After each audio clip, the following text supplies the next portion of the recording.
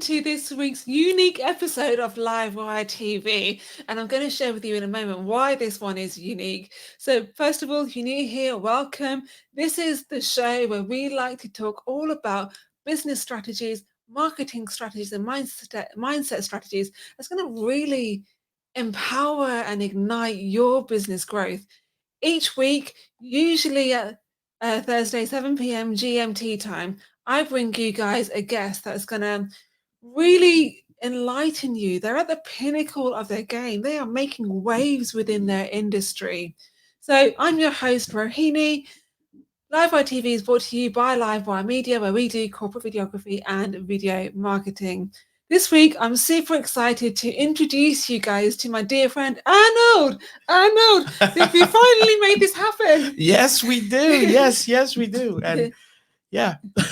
Guys, from my perspective, this has been months in the planning. So Ernold, he is he is the definition of an entrepreneur. He's set up businesses before, he's sold them, he's set up successful businesses before as well.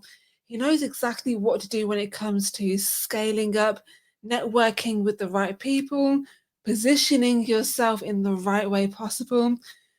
And he's got so many adventures that I cannot wait to deep dive with him in this show today.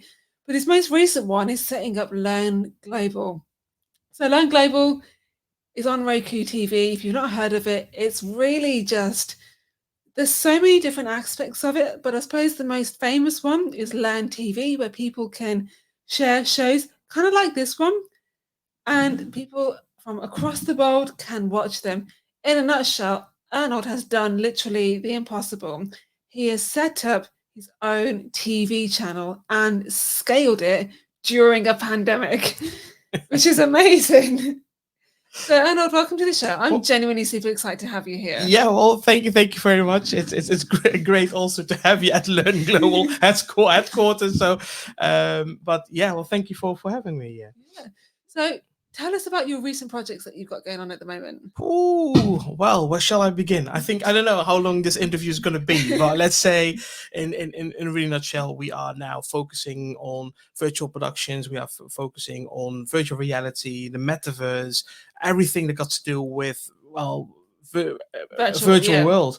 And is that the future then? Everything going virtual, like virtual networking, virtual currency?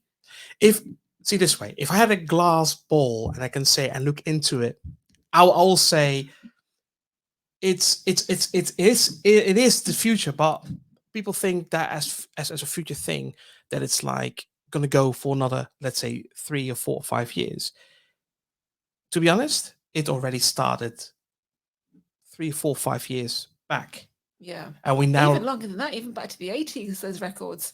They've even said that. Yeah. I think the let's say whole virtualization when it comes to crypto and all these start already in the 90s, and then from the 90s they have then I think 2009, where Bitcoin came and all that. But the whole virtualization, America, for example, started already 3D. Let's say cinemas already in the 70s. Yeah. So it is already for a while. But it's, let's say, for the people who don't know it yet, it's new. Yeah. But it's already there. Absolutely. So let's say future, I will say yes and no. Amazing. And guys, if you have any questions for Ernold, drop them in the comment section below. We're always open to answering questions. Even if you're watching this like weeks after the replay, let us know, get your questions in, because you never know who's watching this. You never know, your question could be the same question somebody else has had. And by you asking them, coming forward with your questions, then you could be helping somebody else indirectly as well. So yeah, I guess the burning questions on people's mind right now, Ernold, is how did you scale up a TV channel? Okay, so this was a little bit of a challenge though, because a little bit. Yeah, in 2019, we had this kind of idea like, okay, let's go with Learn Global to the next level. Yeah. And I was already, so at this point, 2019, you already had Learn Global like as a business setup. Yes, that was already established, and that was yeah our let's say Learn Global started in 2019. Yeah. As the whole meaning from Learn Global was only to, let's say, learn people how to become more confident in leadership and more confident in public speaking. That was the whole purpose of it. But then afterwards, we had some other events like how to start an e-commerce and getting some experts on board as well. Of that's experts who were doing the presentations as well. So Yeah. Learn Global became a little bit of a hub of how to, How to do stuff. Exactly. Yeah. But I always, let's say, there was a little bit of a dream about like setting up a TV channel. And well, let's be honest, setting up a TV channel in the 90s and the 80s, that was a huge dream, right? Yeah. That was something that's indirectly impossible. But because of the things that we were doing, I thought like I need to give it a go, because if you never try, you never know. Yeah. And in 2019, I was I was almost the same as Kennedy when Kennedy mentioned about, oh, we're just going to send a rocket to the moon and all that. Yeah, doing the impossible. Yes, I just did almost the same. I said like, oh guys, I'm going to start a TV channel.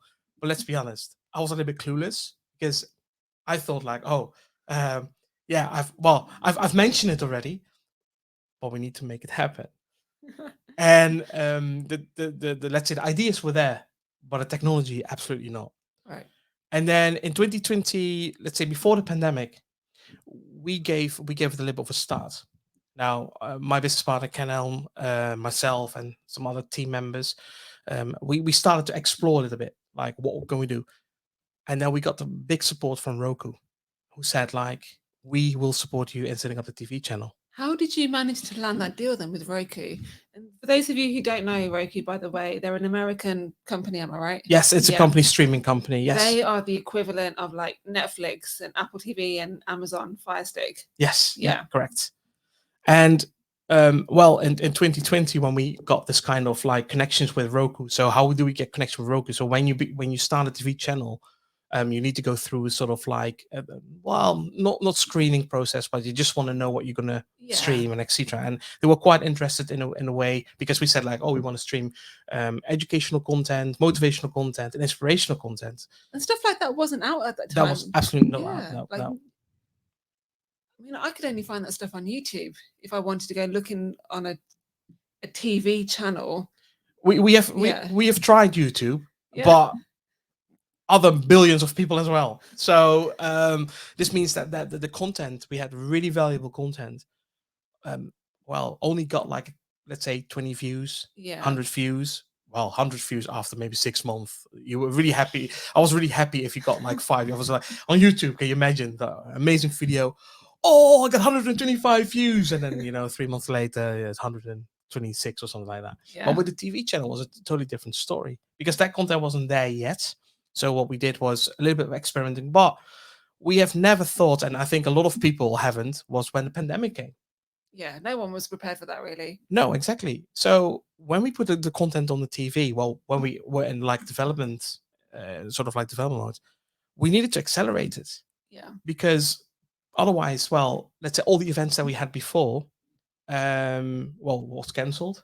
So most speakers lost income. Yeah. And of course we lost income as well. So we were almost borderline when it comes on finance. So we were like, okay, we need to find a way. So because we were already with Learn TV, and because we already had contact with Roku, we thought like, we need to get this done. We need to get this ready.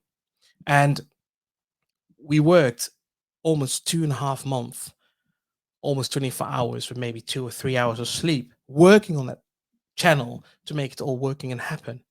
And then we need approvals, and there's a lot of like development involved. And of course, well, you need also content as well, because you can't just stream one video. You need quite a lot of videos. So we also had different contacts with different universities, getting with universities, coaches, mentors, to get some content and to put it on TV. So in your opinion then, what makes good content? Oh, well, in the beginning, every content was good for me. Yeah. And I'll tell you why, because even a Zoom recording was good for me. I was like, wow, looks good. But when we had some more experts on board, so we were able to people who were able to watch the videos, so like, Ernold, you can't broadcast that. And Roku was like, you're not gonna put Zoom interviews. I said, yeah, but listen, it's pandemic time, people can't meet, so we have to make some exceptions. Yeah. So let's say fast forward, we had a team with some editors who, let's say, had the Zoom videos. Um, they converted the Zoom video, so there was like a side by side.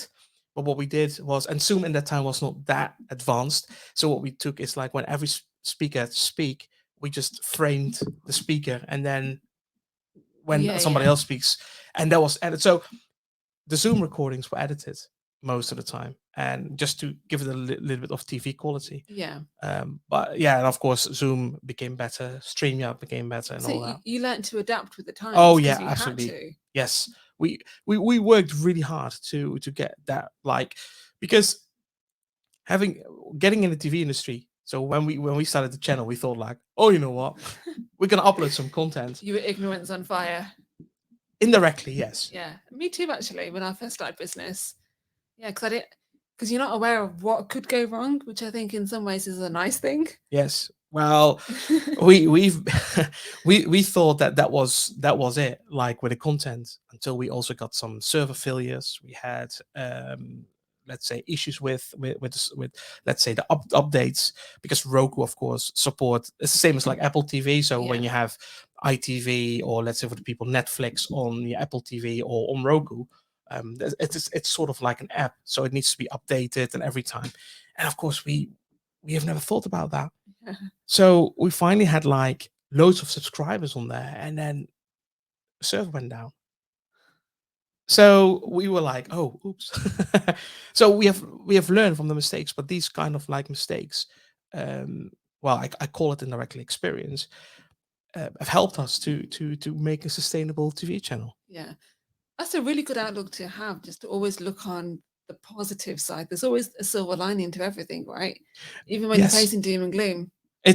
Well, the good thing is, and for the outside world, it was amazing. You Yeah. had a TV channel, same as like when you watch Netflix, it's amazing.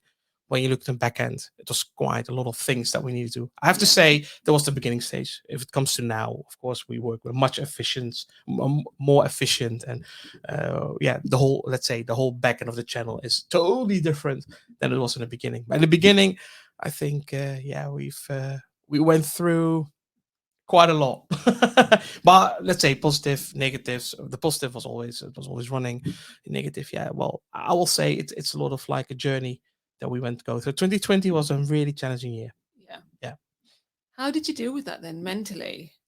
Mentally, wow. um let's say this way, 2020 was mentally like, we can make it happen. Right. So you were constantly forcing yourself, constantly, going, well, it was constantly trying to get your goal. But in 2021 was a little bit of a hit, Right. because when everything was there, everything was running, you also became tired. I've seen myself a little bit as an iPhone who got on, let's say, 2% of battery power, Yeah. and then and you just need to recharge. Yeah. But you're constantly running on 2%. It was, Yeah. yeah, you were still Yeah. running on 2%. And this is where the leverage came in place. So asking other people, finally asking more people, hiring more people. And believe me, and this is a tip for every business. If you're gonna, let's say, if you have a budget for, let's say, £1,000, and it's just a startup, and there are things that you can't do, please spend some money from the £1,000 to somebody who can help you out. Yeah. Because if you're going to try to do everything on your own, yes, you save maybe £1,000, but that £1,000 will never compensate your health All your time. or your time. Yeah. So then I rather to spend that, or let's say it's not really spending, it's indirectly investing, because that 1,000 could be 1,500, could be 2,000, could be a million if you're really good. So yes, if ever, I will say, and this is a mistake that I made, is just in the beginning, is like, okay, I can do it. We were with 3 people in that time, so we Yeah. were literally putting, well, 3-4 people and then some developers, all the pressure on us. Yeah. And I think if we have managed it differently, it's in a way of, let's say, more leverage, then Yeah. we Yeah. then that 2% battery was then about let's say, what, 40% Yeah. instead of 2. Yeah. Amazing, amazing. How did you get to that point then of being able to take staff on? Because there's different angles that you could effectively take with this. So one, a lot of business owners don't take staff on because they want to have control. They have trouble learning to let go because it's their baby at the end of the day. They're just handing over to somebody else to manage. That's a hard thing for some people to deal with. So first of all, how did you learn to let go? So, yes, learn to let go is difficult. And this is where, let's say, people around you, like it could be your partner, it could be, let's say, a coach or mentor, Yeah. who can help you, let's say, mentally by saying, like, listen, Arnold, or Rini, or whoever, trust, build that trust with other. If you don't, because you build that baby, and it's the same as like when you have a child, and then you and your wife need to go, but your child can't go, so you have to call a babysitter, Yeah. right?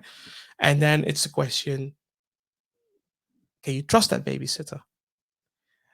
This is what happens in your head. It's the same for the business. So you're gonna leave. You can think about, oh, hopefully she changed the diaper. Hopefully she do this. Hopefully, and the same is with the business. It's like when you think about like letting go indirectly. It's like, oh yeah, I've this sheet, I've this Excel sheet, but it needs to be this way, and hopefully she's not going to mess it up, or he's going to mess it up. Just let it go.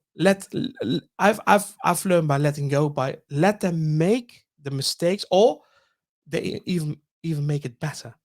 And we have seen that the people who helped us made it even better.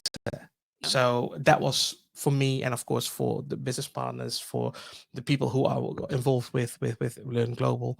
You just touched on a Trust. really, really good point there about it's kind of tapping into the employee well-being area, but giving like, and a lot of managers make this mistake, in my opinion. I think a better way of being a better leader is giving the trust to begin with, seeing if they make a mistake. Yes. And then rather than having your employee earn the trust. Yes. Well, as a leader, it's not like if you as a leader can't let go, so you keep controlling your space, or you're afraid to give it away. Sorry, but then you're not a leader. Because when you a leader, what you do is you are there to create even more leaders. So you as a leader needs to, give your experience to somebody else who can share their experience to somebody else. And before you know it, your whole team leads the whole project, or let's say whatever you do. So yeah, you're totally right on that one. If you're a leader, you are a leader to create more leaders. You're not a leader to patronize people and to point fingers. You're a leader to to create more. Cool. So 3 top tips for business owners before we wrap up. Go. Okay. So network is one. Be yourself. That's 2. And number 3 is leverage your work. Don't think that you can run everything on your own, because you can't. And that is absolutely, I'm not going to say a fact, but these are the things that will keep you mentally healthy.